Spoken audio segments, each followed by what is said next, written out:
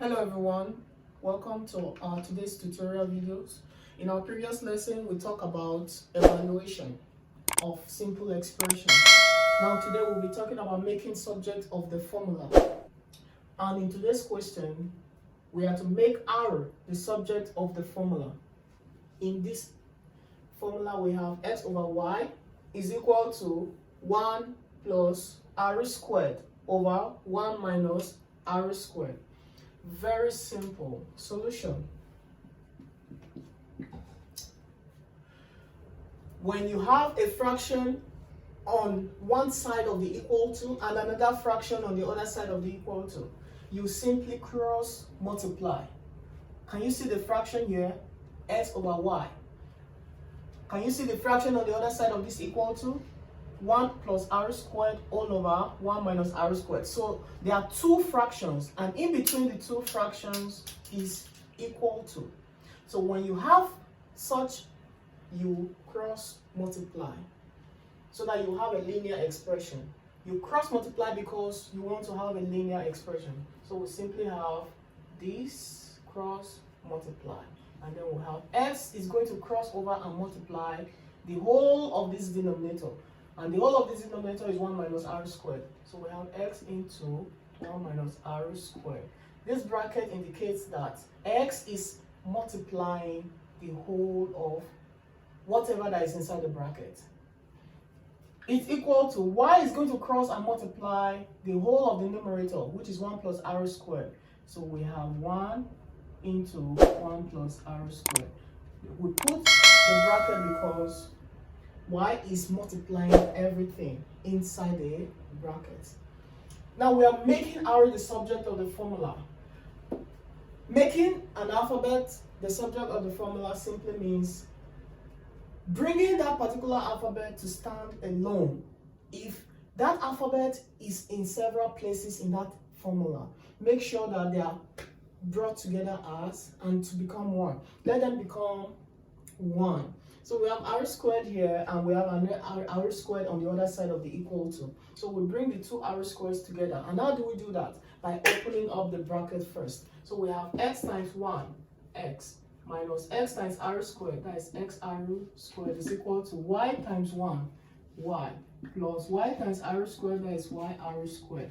We now have the opportunity to carry r squared, bringing them together. So we collect like terms. We do what? Collect like terms.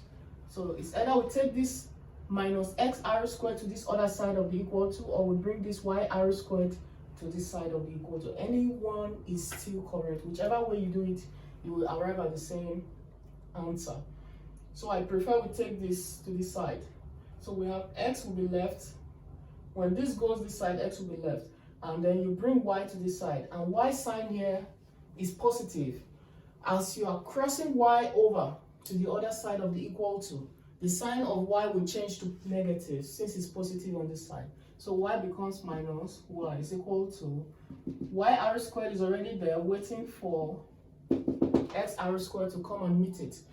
Because we didn't move yr squared, so the sign remains the same.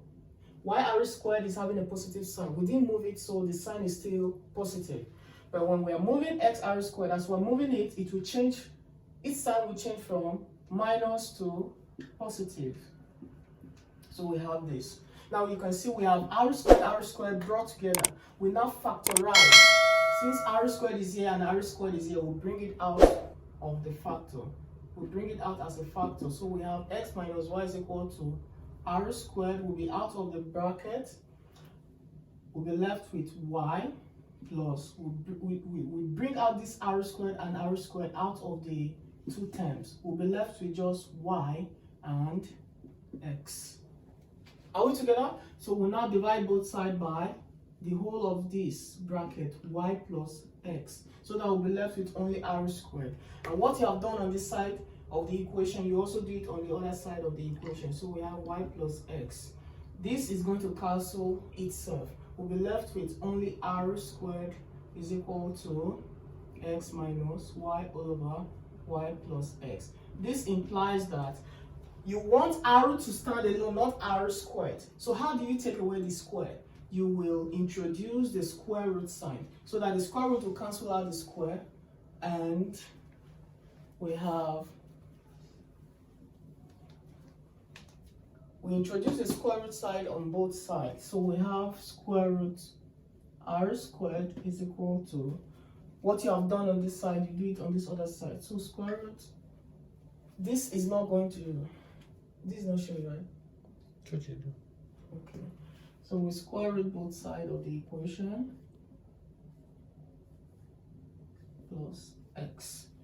So this whole fraction is affected by this square root we have introduced. Now this square root is going to cancel out the power 2, and we'll be left with only r, which is what we're interested in. Only r we want to make the subject of the formula, not r squared. So you need to find a way of taking out the square, the power 2.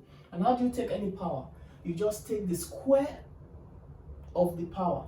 If it is cube, you would have taken the cube root. Okay, so since it's square, you take the square root, and then it must be on both sides. So we have our final answer to be square root x minus y all over y plus x. And we have made r the subject of the formula. Thank you. Do well to subscribe and hit the notification button for more videos. Thank you.